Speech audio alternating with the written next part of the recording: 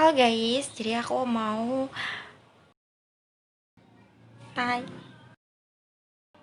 hai. Jadi hari ini aku mau cerita kalau misalnya YouTube aku ini udah lama banget buat akunnya. Mungkin sekitar 7 tahun yang lalu. Terus 2 tahun yang lalu aku upload video, nggak pernah diurus lagi. Jadi sekarang aku mau buat konten gitu. Semoga bermanfaat. Jangan lupa like, comment, sama subscribe ya guys.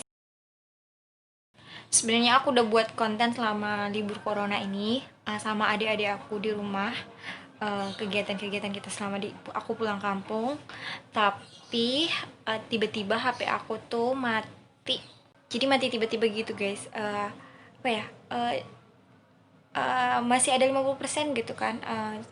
Tapi dia mati dan 2 jam kemudian hidup. 2 jam kemudian hidup. Terus aku kayak HP-nya tuh kayak apa ya, kayak baru dibeli gitu, jadi semuanya habis. eh, dan sia-sia perjuangan aku 2 bulan. Jadi selama 2 bulan aku sama adik-adik tuh buat konten kegiatan kita di kampung. Selama corona kan ya, nggak boleh kemana-mana, nggak boleh liburan ke tempat liburan karena tutup. Terus adik-adik aku belajar, adik-adik aku, kita kebun, kita ke sawah. Jadi kami tuh memang niatnya buat ngaktifin akun YouTube ini lagi. Jadi gambar-gambar yang kita ambil itu keren, jadi bela-belain subuh-subuh ke sawah buat lihat matahari terbit, terus ke tambak, naik perahu. Dan ada satu video yang dari adek tuh uh, kangen banget sekolah kan, dan dia boleh ke sekolah tuh cuma buat ulangan doang, dan dia persiapin segalanya tuh dari sore kemarinnya. Jadi aku videoin diem-diem, dan ternyata dia cuma boleh ngambil soal doang dan dikerjain di rumah. Beda sih sama yang di yang di kota yang serba online gitu. Nah kalau di kampung kan ya tahu sendiri kondisinya gimana. Dia sih kecewa banget, kayaknya kecewa banget, dan dia hampir kayak mau nangis gitu. Dia udah ngarep bisa ngumpul sama temennya dan apa, dan ternyata guru-gurunya nyuruh dia pulang dong.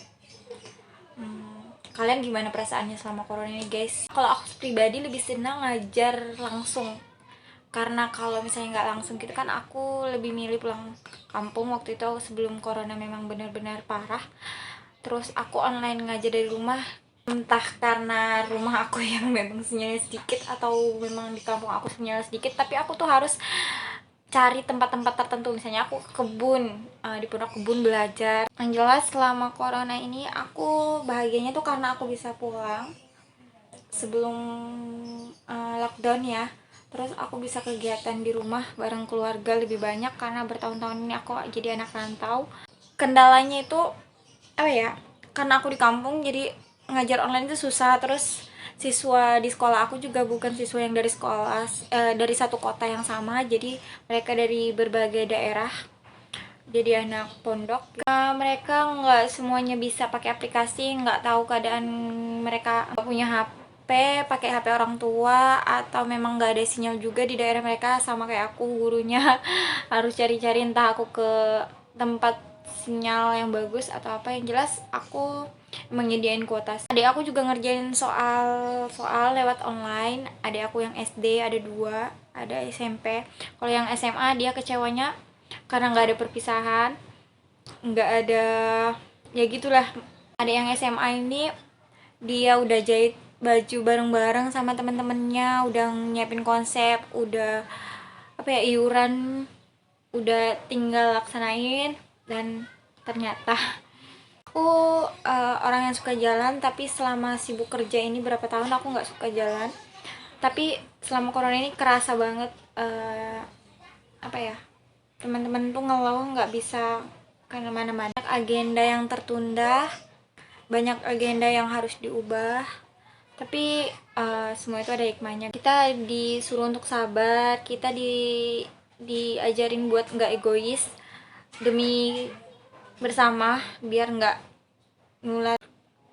Nggak boleh pulang, kita disuruh sabar, kita nggak boleh egois, kita harus mementingkan kesehatan kita, kita harus menjaga kebersihan kita harus menjaga kebersihan lingkungan kita, yang menjaga interaksi kita.